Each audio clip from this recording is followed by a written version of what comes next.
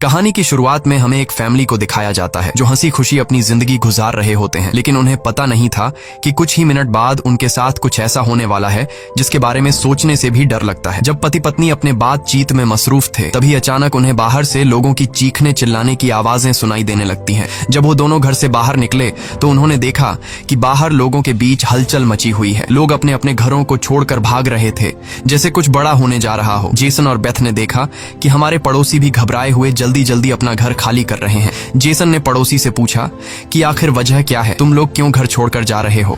लेकिन वो लोग इतने जल्दी में थे कि उन्होंने जेसन की बात का कोई जवाब नहीं दिया। वहीं उन्होंने देखा कि पड़ोसी का बेटा भी अपना सामान पैक कर रहा है। जेसन ने जब उस बच्चे से पूछा कि तुम लोग कहाँ जा रहे हो, तो उस बच्चे ने जवाब दिया कि मेरे पापा का एक दोस्त गवर्नमेंट ऑफिसर है। उन्होंने कहा कि एक बहुत ही जहरीला वायरस फैल चुका है जो एक नॉर्मल इंसान को मॉन्स्टर में बदल देता है। लेकिन तभी वहाँ उस बच्चे की माँ आ गई और उसे पकड़कर वहाँ से ले जाने लगी। जेसन ने उससे पूछा कि आखिर ये बच्चा किस वायरस की बात कर रहा है, जिस पर इस बच्चे की माँ ने कहा कि अभी बताने का वक्त नहीं है, अपनी वाइफ और बेटी को लो और इस शहर से जितना हो सके दूर निकल जाओ। ये सुनकर जेसन और बेथ बहुत ज्यादा घबरा गए। उसके बाद जेसन बिना सोचे समझे अपनी फैमिली को गाड़ी में बिठाकर शहर से बाहर ले जाने लगता है। मगर रास्ते में उन्होंने देखा कि जो पड़ोसी भाग रहे थे वो वापस लौट रहे हैं। ये देखकर उन्हें और भी अजीब लगने लगा। आगे जाकर ये लोग ट्रैफिक में फंस जाते हैं। जब जेसन और उसकी फैमिली गाड़ी से बाहर उतरे तो उन्होंने देखा कि शहर से बाहर निकलने वाला अकेला रास्ता पुलिस ने बंद कर दिया है। आसमान में यहाँ वहाँ हेलीकॉप्टर्स पहरा देने लगे। लोगों को बताया जाने लगा कि शहर में एक जहरीला वायरस फैल गया है और तुम लोगों को जल्दी से घर वापस लौटना चाहिए। ये बात सुनकर जेसन को कुछ अजीब लगा कि जब शहर में वायरस फैल गया है तो लोगों को शहर से बाहर निकालने के बजाय उन्हें शहर में ही क्यों रहने को कहा जा रहा है। तभी अचानक पास की पहाड़ से एक बड़ा सा पत्थर उनके कार पर आ गिरा। ये देखकर वो लोग बहुत ज्यादा घबरा गए। पहाड़ हिलने लगा। तभी उस पहाड़ के पीछे से दो मिलिट्री के फाइटर जेट्स निकलकर शहर की तरफ बढ़े। वो दो फाइटर जेट्स पूरे शहर पर बमों की बारिश करने लगे जिससे पूरा शहर राख में बदल गया। जेसन की वाइफ बेथ को फौरन समझ आ गया कि अगर वो पुलिस की बात मानकर घर लौट जाते तो उनका अंजाम बहुत बुरा होने वाला था। उसके बाद वो फाइटर जेट्स सड़क पर मौजूद लोगों की तरफ बढ़ने लगे। ये देखकर सभी लोगों में हलचल मच गई। अब सबको समझ आया कि गवर्नमेंट उन्हें मारना चाहती है। सभी अपनी जान बचाने के लिए यहाँ वहाँ भागने लगे, पर जेसन और बेथ को समझ आया कि वो कहीं भी भाग लें, वो फाइटर जेट्स उन्हें मारकर ही रहेंगे। तभी बेथ ने पीछे मुड़कर पहाड़ पर एक स्कूल देखा और उसे लगा कि बचने के लिए वो जगह बेहतर रहेगी। जिसके बाद जेसन, बेथ और जोई को लेकर स्कूल की तरफ पहाड़ पर चढ़ने लगे। पीछे ब्रिज पर मौजूद लोगों पर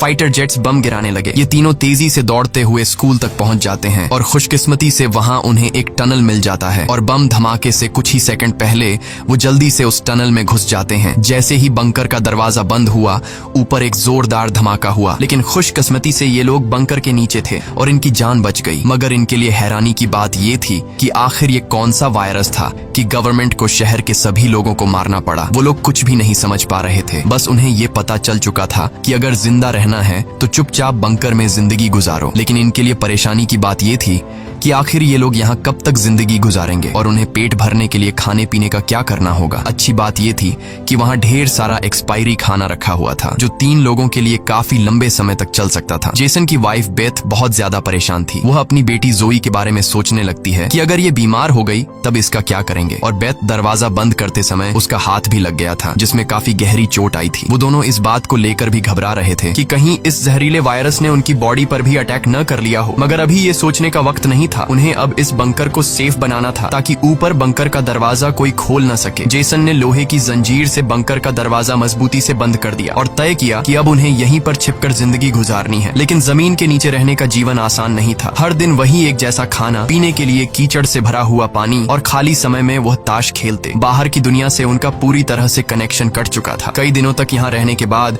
वो लोग बहुत ज्यादा इस बंकर में तंग हो चुके थे। लेकिन वो क्या करते, अगर ऊपर जाते तो उनकी जान नहीं बच पाती। इस जीवन ने जेसन के परिवार को मानो इस दुनिया के अंत का एहसास दिलाया। जोई ने अपने पापा से पूछा, पापा हम यहाँ कब तक रहेंगे? जेसन के पास इस बात का कोई जवाब नहीं था। उसने अपनी बेटी से बस यही कहा, जब बाहर वायरस चला जाएगा तभी हम बाहर जाएंगे। वो अपनी बेटी की आंखों पर उंगलियां रखकर बाहर की दुनिया उससे इमेजिन करवाता है। इस तरह से दिन गुजरते गए और फिर महीने। उन्हें नहीं पता था कि बाहर निकलने के इंतजार में उन्हें यहाँ इस बंकर में 300 से भी ज्यादा दिन गुजर चुके हैं। जोई अपनी माँ की बनाई हुई पेरिस्कोप से बाहर की दुनिया को देखती है। बाहर चारों ओर बस तबाही का मंजर नजर नजर आ रहा था, जैसे ये पूरी दुनिया जलकर राख हो गई हो। वहाँ किसी भी इंसान का नामो निशान तक नहीं था। ये सब देखकर उस छोटी बच्ची को लगने लगा कि शायद हम इस दुनिया के आखिरी बचे हुए लोग हैं। माँ ने उसे दिलासा दिया कि तुम ऐसा मत सोचो, शायद तुम्हारे दोस्त भी हमारी तरह कहीं छुपे हुए हों। अब रात हो चुकी थी और डिनर का समय हो चुका था। उनके पास अब खाना भी कम बचा हुआ था, इसीलिए वो तीनों थोड़ा सा खाना खाकर काम चला रहे थे। लेकिन आज जोए की जिद पर उसे पूरा एक कैन का डिब्बा दिया गया। जोए ने जब टिन का डिब्बा खोला तो उसने देखा कि टिन का डिब्बा अंदर से खाली है। इस डिब्बे के पीछे की तरफ एक छोटा सा छेद था, शायद कोई चीज इसमें से खाना चुरा गई थी। बेथ ने सारी बची हुई डिब्बों की जांच की तो पता लगा कि पूरे 12 डिब्बे खाली थे। ये देखकर वो बहुत ज्यादा परेशान हुए, क्योंकि ये तो उनके 2 हफ्तों का राशन था। बेथ ने वेंटिलेशन जाली की तरफ देखा और अंदाजा लगाया कि शायद कोई चूहा अंदर आकर खाना ले गया। बेथ ने कहा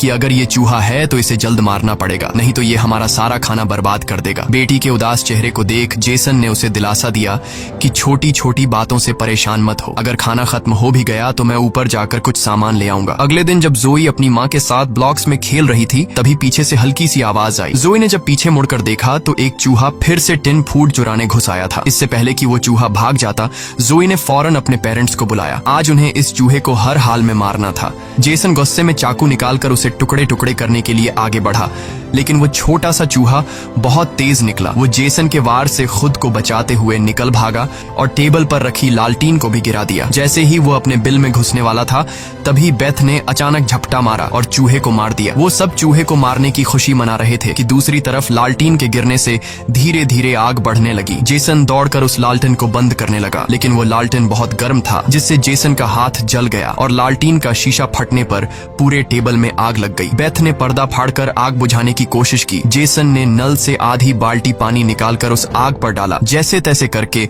उन दोनों ने उस आग को बुझा लिया, लेकिन खतरा अभी टला नहीं, बल्कि अब उनके लिए और भी मुश्किल बढ़ने वाली थी, क्योंकि आग तो वो लोग बुझा चुके थे, मगर आग से निकलने वाले धुएं ने पूरे बंकर को धुएं से भर दिया था और वह धुआं धीरे धीरे वेंटिलेशन जाली से ऊपर की तरफ निकल रहा था। ये देखकर वो सब घबरा गए, क्योंकि ये धुआं उनका वहां होने का ठिकाना जाहिर कर रहा था। अब सब लोग सांस रोक कर बैठे थे। जेसन ने कहा कि शायद रात का अंधेरा धुएं को छुपा लेगा और किसी को हमारे ठिकाने के बारे में पता नहीं चल पाएगा। वो तीनों डर के साए में पूरी रात जागते रहे। अगली सुबह उन्होंने खुद के तसल्ली के लिए पेरिस्कोप से बाहर झांक कर देखा तो उनके पैरों तले जमीन खिसक गई। उन्होंने देखा कि बाहर तो पूरा धुएं का गुबार उठा हुआ था। ये देखकर उन लोगों की बेचैनी बढ़ने लगी। उन्हें पूरा यकीन हो गया था कि उनके ठिकाने का राज खुल चुका है। तभी बीत ने कहा कि अगर धुआं उठा है तो उस पास राख भी जमा हुआ होगा, जिसकी जांचबीन करते हुए हमारे ठिकाने का पता चल सकता है। इसीलिए अब हमें राख की सफाई करनी होगी। जिसके बाद पति पत्नी ने बाहर जाकर सफाई करने का फैसला किया। जाने से पहले जेसन ने अपनी बेटी जोए से कहा कि जोए, मुझे प्रॉमिस करो कि बाहर से चाहे तुम्हें आवाज आए